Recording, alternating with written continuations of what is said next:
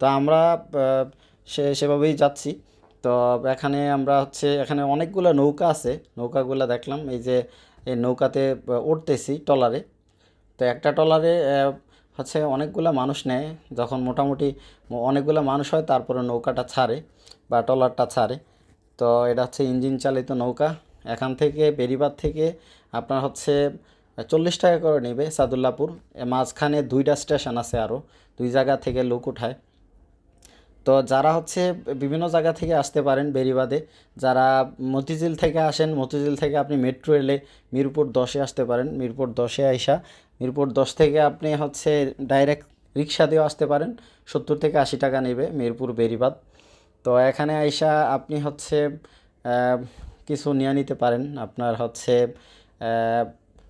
আপনি যদি খান চিপস টিপ সেটা নিয়ে নিতে পারেন, কারণ এখান থেকে আপনার সাদুল্লাপুর যেতে সময় লাগবে 30 থেকে 35 মিনিট। তো এখন যেহেতু এটা যেহেতু বেড়িবাঁধ এলাকা, আর এখানে তুরাগ নদী, এই তুরাগ নদীর উপর দিয়ে যাবে। তো এখন বর্ষাকাল, যেহেতু অনেক পানি, আপনার তুরাগ নদীর উপরেও যে আশেপাশে যে জমিগুলাতে অনেক পানি। তো আপনারা সাথেই থাকুন, আমি পুরো ভিডিওটা না টাইনা অবশ্যই দেখবেন। পুরো ভিডিও অবশ্যই ভালো লাগবে। ন্যাচারাল একটা জায়গা, ঢাকার খুব কাছে। যাদের আসলে একটু ঘুরতে মন চায়, দূরে যেতে সময় পান না, তাদের জন্য আজকের এই ভিডিওটা। তো আমরা অলরেডি রওনা দিলাম। মাঝখানে এক জায়গা থেকে কিছু লোক নিল। এখন আমরা সাদুল্লাপুরের উদ্দেশ্যে রওনা দিলাম। আমরা আস্তে আস্তে যাচ্ছি সামনের দিকে। তবে এখন যেহেতু বর্ষাকাল, পানির মৌসুম, পানি একেবারে ভরপুর। যারা বর্ষাকালে মানে পানি দেখতে চান, তারা এখনই যেতে পারেন। এখনই মোক্ষম সময়।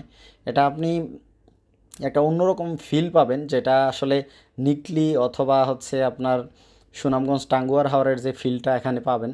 যেহেতু এখন পানি আর পানি, অনেক পানি, অনেক ভালো লাগবে আশা করি। আপনারা যদি গোলাপগ্রামে নাও যান, আপনার নৌকা ভাড়া করে ঘুরতে পারেন। আপনার ছোট যে নৌকাগুলা, ঘন্টায় আপনার 150 থেকে 200 টাকা নেবে।